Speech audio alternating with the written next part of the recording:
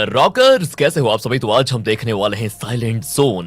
दोस्तों आज हम 2025 में रिलीज हुई एक बहुत ही बढ़िया ज़ॉम्बी मूवी लेकर आ गए हैं जिसके आप बहुत बड़े फैन हो। तो मूवी की शुरुआत में हमको एक वायरस के बारे में बताया जाता है, जो कि हर मूवी में बताया जाता है कि पूरी दुनिया में अचानक से वायरस फैल चुका है, लोग उसकी चपेट में आ चुके हैं, अजीब तरह की हरकतें करने लगे हैं, मानो कि उनका खुद पर से कंट्रोल ही खो गया हो, इस तरह की बातें। ये वायरस इंसानों को इन्फेक्टेड करने के बाद कुछ मिनट से लेकर 2 मिनट के अंदर उनको ज़ॉम्बी बना देता है। जिसका इम्यून सिस्टम अच्छा होता है उस पर ये वायरस थोड़ा लेट असर करता है, लेकिन असर तो करता ही है। इन्फेक्टेड होने के बाद बचने के चांसेस बिल्कुल नामुमकिन है दोस्तों।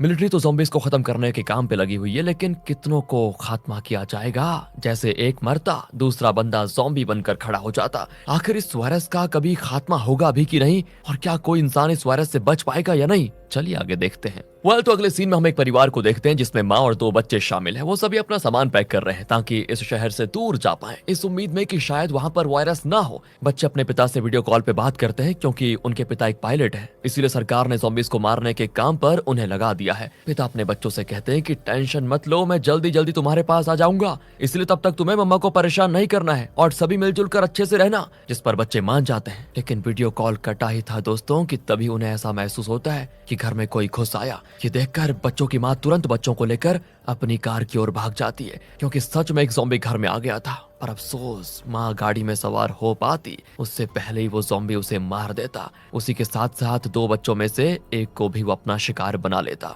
लेकिन एबी नाम की बच्ची खुद को गाड़ी के नीचे छुपा लेती। वो इतना ज्यादा डर चुकी थी कि उसका अंदाजा भी नहीं लगा सकते। उस बेचारी ने तो अपनी आंखों के सामने अपनी माँ और भाई को खो दिया। तो वहीं वो ज़ॉम्बी दोनों को मारकर अपने अगले शिकार को ढूंढने के लिए चला जाता है। एबी थोड़ी हिम्मत करके जैसे गाड़ी के बाहर आती है ना, तभी उसकी माँ वहीं ज़ॉम्बी बनकर जिंदा हो जाती है और सीधे एबी को ही मारने उसकी तरफ बढ़ती है। तब वहां पर मैक्स नाम का एक सोल्जर आकर एबी को बचा लेता है। वो एबी से कहता है, डरो मत, मैं तुम्हें कुछ नहीं करूंगा, मेरे पास आ जाओ बेटा, तुम सेफ हो। ये सुनकर डरते डरते एबी मैक्स के पास चली जाती है। तभी एबी का भाई भी दोस्तों ज़ॉम्बी में कन्वर्ट हो जाता है, पर मैक्स एबी की आंखों को बंद करके उसके भाई को भी शूट करके मार देता है। क्या करता, मारना तो पड़ेगा ही। यहाँ से अब हमें 10 साल के बाद का सीन दिखाते हैं, जहाँ पूरा शहर अब खंडरों में बदल चुका है। दुनिया से ज़ॉम्बीज तो खत्म नहीं हुए, लेकिन इंसानों का खात्मा हो चुका है। बचे कुछ इंसान होंगे जो दुनिया में छुप कर रह रहे होंगे। उन्हीं में मैक्स और एबी भी शामिल है। एबी अब थोड़ी बड़ी हो चुकी है और पिछले 10 साल उसने मैक्स के साथ गुजारे। मैक्स एक सोल्जर तो था ही, तो उसने खुद ही हर चीज की ट्रेनिंग एबी को दे दी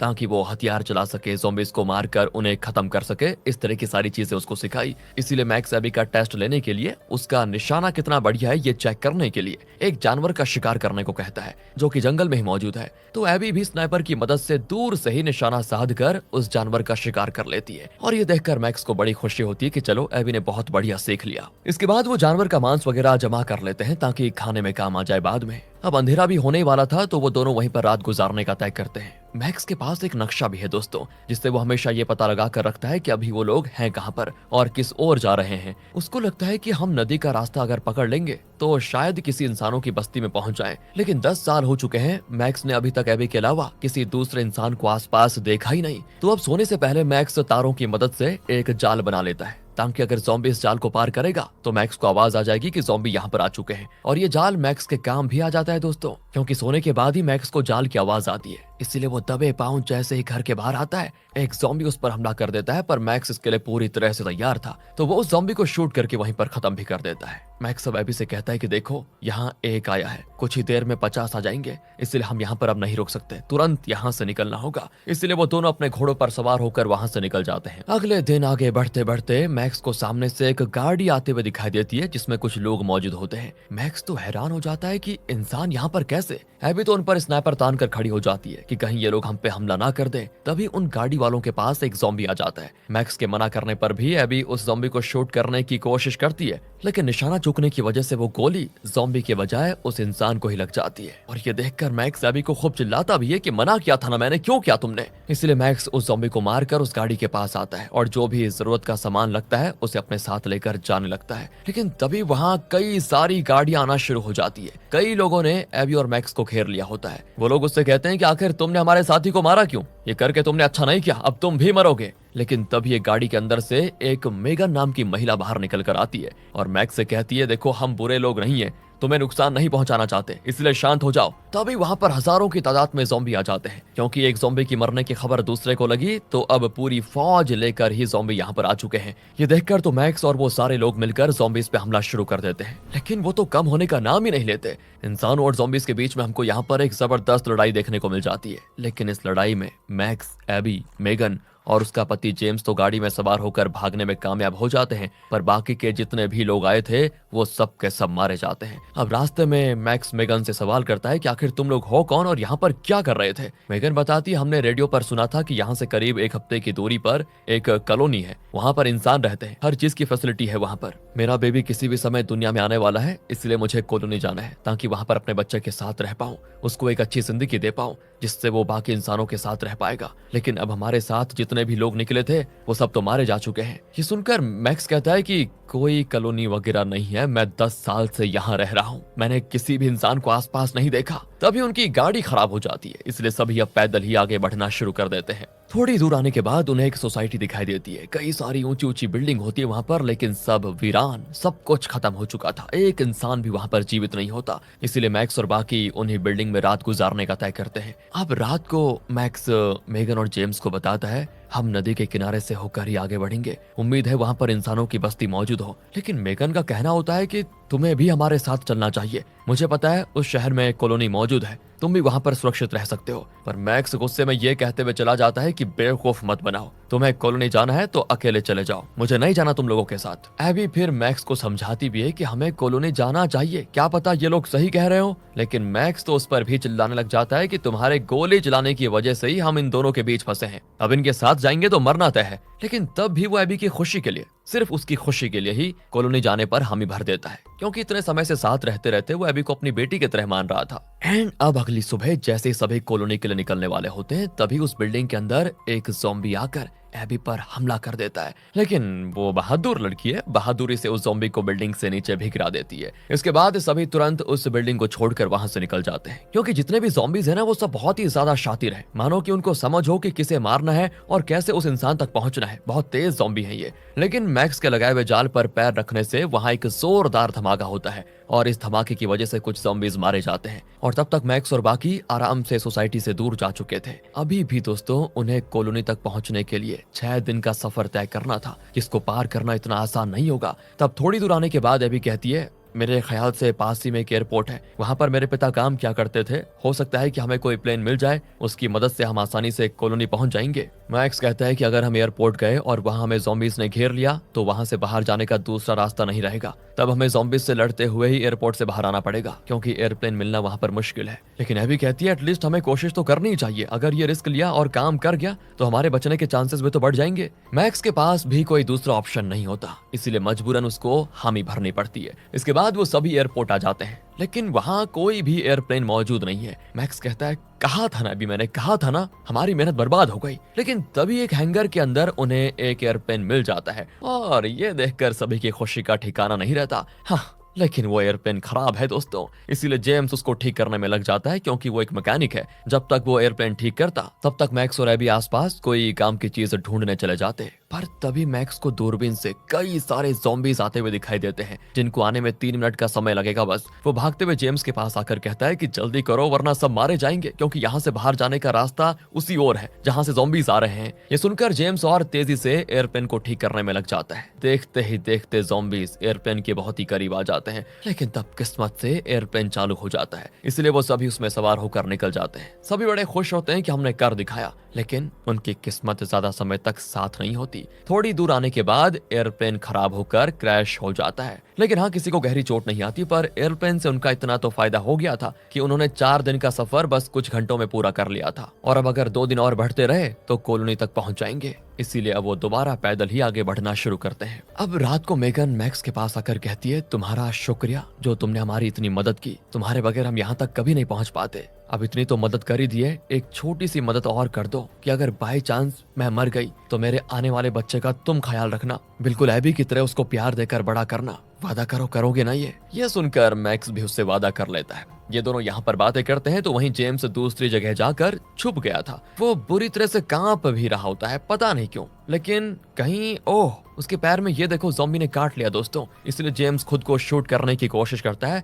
ताकि वो मेगन के लिए खतरा ना बन जाए, लेकिन अभी तक वो ज़ॉम्बी नहीं बना था। और अब जैसा कि हमने मूवी की शुरुआत में देखा था, जिसका इम्यून सिस्टम अच्छा हो उस पर 2 दिन भी लग जाते हैं वायरस का असर देखने में। इसीलिए जेम्स खुद को मार ही नहीं पाता और वो दोबारा से बाकियों के पास आ जाता है चुपचाप। लेकिन अगली सुबह जब सभी दोबारा से अपना सफर शुरू करते हैं, तब मैक्स को जेम्स के जो हाव भाव है ना, वो थोड़े अजीब लगते हैं और वो समझ आता है कि ये इन्फेक्टेड है। वो उसको अकेले में लेकर कहता है कि खुद से मरना पसंद करोगे या फिर मैं मार दूं, बताओ। लेकिन जेम्स कहता है कि उसकी नौबत ही नहीं आएगी, जरूरत पड़ने पर मैं खुद ही अपनी जान ले लूंगा, तुम्हें कष्ट करने की जरूरत नहीं है। मैक्स कहता है कि देखो तुम्हारी मर्जी, अगर तुम ज़ॉम्बी बन गए और तुम्हारे क्लोज जैसे कि हर समय मेगन ही रहती है, तो सबसे पहले तुम उसी की जान लोगे। इसीलिए फैसला तुम्हारा है कि तुम्हें करना क्या है, क्योंकि जब तुम मेगन के पास रहोगे तो तुम्हें खुद भी पता नहीं रहेगा वो मेगन है। इसलिए ध्यान रखो, अभी मरना चाहोगे या बाद में। थोड़ी दूर आने के बाद उन सभी को सामने घर दिखाई देता है। ऐसा लगता है कोई अंदर मौजूद है। तभी अंदर से आवाज भी आती है कि अपने हथियार डाल दो वरना गोली चली आएगी,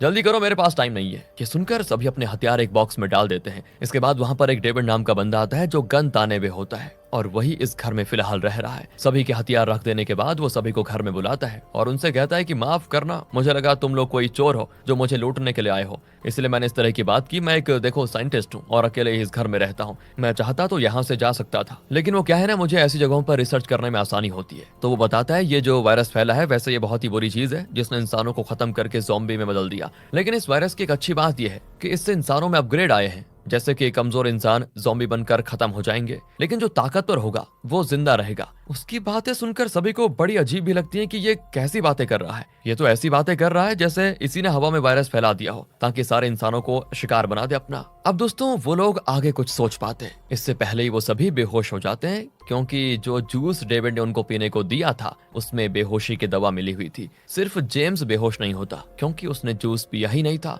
लेकिन अब उसके ऊपर भी वायरस का असर दिखने लग जाता है। वो जैसे डेविड पर हमला करने की कोशिश करता है ना, डेविड के पास किसी तरह का एक डिवाइस आ जाता है, मतलब उस पे था, उसमें से कुछ फ्रीक्वेंसीज निकलती हैं और वो जेम्स को वहीं स्टॉप कर देती है। डेविड बताता है ये डिवाइस मैंने सालों की मेहनत के बाद बनाया, इसकी मदद से मैं दुनिया में कहीं भी जा सकता हूँ और ज़ॉम्बी मेरे करीब तक नहीं आ पाएंगे। इसके बाद डेविड सभी को बंदी बना लेता है और जब सभी को होश आता है तो डेविड उनसे कहता है कि मेरी पत्नी से नहीं मिलोगे क्या, वो तुमसे मिलना चाहती है। इसके बाद वो वहां पर अपनी पत्नी को लेकर आता है जो कि एक ज़ॉम्बी है। वो अपनी पत्नी की भूख को शांत करने के लिए इंसानों को पकड़ने का काम करता था दोस्तों, और इस बार उसको एक नहीं बल्कि 4-4 बकरे मिल चुके थे ताकि इससे अपनी पत्नी की वो पार्टी कर सके। लेकिन तब जेम्स उस ज़ॉम्बी पत्नी पर हमला करके खुद को आजाद कर लेता है और फिर सभी को छुड़ाकर वहां से भागना भी शुरू कर देता है। भागते हुए वो लोग डेविड की गाड़ी की चाबी भी उठा लेते हैं और उसकी गाड़ी में सवार होकर वहां से निकल जाते हैं। अब डेविड का दिमाग घूम जाता है कि पार्टी तो गई, लेकिन मैं इन लोगों को ऐसे नहीं छोड़ूंगा। इधर मैक्स जब गाड़ी चलाता है तभी जंगल में छुपे हुए हजारों ज़ॉम्बीज उसकी गाड़ी के पीछे पड़ जाते हैं। वो गाड़ी को पूरी रफ्तार के साथ कॉलोनी की ओर लेकर जाता है, लेकिन रास्ते में एक टूटे पेड़ की वजह से उन्हें वो गाड़ी भी छोड़नी पड़ती है। सारे लोग अब ज़ॉम्बीज के बीच फंस चुके थे। ऐसा लग रहा था कि अब कोई भी उनको बचाने नहीं आ पाएगा। पर तब जेम्स सभी से कहता है कि तुम सब जाओ, मैं तो वैसे भी इन्फेक्टेड हूँ, मैं इन ज़ॉम्बीज से लड़ूंगा, तब तक तुम्हें भागने का टाइम मिल जाएगा। अब मेगन तो उसको छोड़ना नहीं चाहती थी, पर जेम्स उसको समझाता है कि तुम्हें जिंदा रहना होगा मेगन, हमारे बच्चे के लिए, इसलिए मुझे जाने दो। मेरे बच्चे से कहना कि पापा उससे बहुत ही प्यार करते थे। इतना कहने के बाद जेम्स ज़ॉम्बीज के बीच कूद पड़ता है और बड़ी बहादुरी से उनका मुकाबला भी करता है। तब तक सभी वहां से कॉलोनी की ओर चले जाते हैं। थोड़ी देर तक लड़ने के बाद आखिर में एक ज़ॉम्बी आकर जेम्स की गर्दन पकड़कर उसको घुमा देता है, जिससे काफी दुखद तरीके से जेम्स की मौत हो जाती है। बहुत बुरा हुआ यार जेम्स के साथ, लेकिन हाँ उसकी मेहनत रंग ला गई थी। मैक्स और बाकी कॉलोनी के पास पहुंच जाते हैं जो कि नदी के बीच में कई सारी बड़ी बड़ी नावों को मिलाकर बनाई गई थी। कॉलोनी में मौजूद लोग मैक्स और बाकियों को आते हुए देख लेते हैं, इसीलिए वो लोग उनके पीछे जो ज़ॉम्बीज थे उन पर गोलियां भी चलाते हैं। जिसके बाद आखिरकार मैक्स, मेगन और एबी कॉलोनी में आने में सफल हो जाते हैं, लेकिन ज़ॉम्बीज वहां से दूर जाकर छुप जाते हैं ताकि अच्छा मौका मिलने पर ही वो सभी को मार डाले। फिर कॉलोनी में आते ही मेगन की डिलीवरी का टाइम हो जाता है, इसलिए कॉलोनी की एक महिला उसकी मदद भी करती है ताकि वो बच्चे को जन्म दे पाए। अगली सुबह डेविड मैक्स का पीछा करते करते दोस्तों कॉलोनी के पास भी पहुंच जाता है, जहां उसको कई सारे ज़ॉम्बीज मरे हुए दिखाई देते हैं। ये देखकर वो कहता है कि इन लोगों को क्या लगता है कि ये अपने किस्मत से बचकर भाग सकते हैं? ऐसा बिल्कुल भी नहीं होगा। मैं सारे इंसानों को दिखा दूंगा कि वो ज़ॉम्बीज के सामने कुछ भी नहीं है। मतलब कि दोस्तों ये कुछ बहुत बड़ी गड़बड़ी करने वाला है। तो वहीं मेगन ने एक बच्ची को जन्म दे दिया था। वो महिला मैक्स को आकर बताती है कि माफ करना, हमने बच्ची को तो बचा लिया लेकिन मेगन को नहीं बचा पाएंगे। कुछ ही टाइम में वो मर जाएगी। तुम उससे बात करना चाहते हो तो जाकर उससे कर लो। मैक्स तुरंत मेगन से मिलने जाता है, जो कहती है तुम्हें अपना वादा याद तो है ना कि मुझे अगर कुछ भी हो गया तो तुम्हें मेरे बच्चे का ख्याल रखना होगा, और अब तुम्हें अपना वादा पूरा करने का टाइम आ गया है। रखोगे ना मेरे बच्चे का ख्याल? मैक्स इमोशनल होते हुए उस बच्चे को गोद में ले लेता है, क्योंकि इस वायरस ने मैक्स से उसकी पत्नी और बच्चे को छीन लिया था। वो बच्चा जो इस दुनिया में उसका आया भी नहीं था, तो इसीलिए उसे अपना परिवार याद आ जाता है। दूसरी तरफ डेविड अपने डिवाइस की मदद से कई सारे ज़ॉम्बीज को अट्रैक्ट करके बालकनी के पास लेकर आता है और बड़ी सावधानी के साथ सारे ज़ॉम्बीज को कॉलोनी के अंदर डाल देता है। ये देखकर तो कॉलोनी में भूकंप मच जाता है। सारे लोग जान बचाकर यहाँ वहाँ भागना शुरू करते हैं। तो वहीं ज़ॉम्बीज ने लोगों को शिकार बनाना शुरू कर दिया था। कॉलोनी वालों को तो पता था कि आज नहीं तो कल ऐसा कुछ होने ही वाला है, इसीलिए उन्होंने एक अंडरग्राउंड टनल भी बना रखी थी, जो कि नदी के बाहर सतह पर जाकर खुलती थी। इसलिए सारे लोग उसे टनल के अंदर जाते हैं। पर मैक्स जैसे ज़ॉम्बी को मार रहा होता है ना, तभी दूसरा ज़ॉम्बी उसको धक्का मार देता है, जिससे मैक्स गिरता है नीचे और डेविड तुरंत बाकी सारे ज़ॉम्बीज को अट्रैक्ट करके मैक्स की ओर भेज देता है। पर मैक्स जैसे तैसे खुद को बचाकर सबसे पहले तो डेविड के डिवाइस को तोड़ देता है। इससे पूरे ज़ॉम्बीज अब डेविड की ओर ही बढ़ जाते हैं और उसे नोच नोच कर खाते हैं। बढ़िया हुआ। इधर एबी जब भागती है तब उसके पीछे भी एक ज़ॉम्बी पड़ जाता है, लेकिन एबी की नजर जैसे ही उस ज़ॉम्बी के ब्रेसलेट पर पड़ती है ना, उसमें एबी का नाम लिखा हुआ था, और ठीक ऐसा ही ब्रेसलेट उसने बचपन में अपने पिता को दिया था। यानी कि ये ज़ॉम्बी एबी का पप्पा है, जिसको देखकर एबी को बुरा भी लगता है, लेकिन उसके पिता फिलहाल तो ज़ॉम्बी है, उसको नहीं पता कि सामने कौन मौजूद है। वो मैक्स पर ही हमला करके जैसे उसे काटने वाला होता है, तब ना चाहते हुए भी एबी अपने पिता के ज़ॉम्बी को शूट करके मार देती है। इसके बाद सारे लोग कॉलोनी से बाहर आ जाते हैं और उस कॉलोनी को बॉम्ब से उड़ा दिया जाता है। इतनी मेहनत से बनाई कॉलोनी फिलहाल खत्म हो गई। सारे लोगों की उम्मीदें खत्म हो गई कि अब हमारा कुछ नहीं हो सकता। पर मैक्स उन्हें हिम्मत दिलाता है कि विश्वास रखो, सब ठीक हो जाएगा। हम नदी के किनारे से आगे बढ़ेंगे, उम्मीद है वहां पर कोई और बस्ती मिल जाएगी। ये सुनकर सारे लोग खुश होते हैं, क्योंकि अब अंधेरी दुनिया में मैक्स ही सिर्फ उनके लिए रोशनी की किरण बना हुआ था। इसीलिए सारे लोग मैक्स के साथ आगे बढ़ने लग जाते हैं, जहाँ थोड़ी दूर आने के बाद उन्हें एक आइलैंड मिल जाता है और किस्मत से यहाँ ज़ॉम्बीज मौजूद नहीं है। अब इस आइलैंड पर सारे लोग आसानी से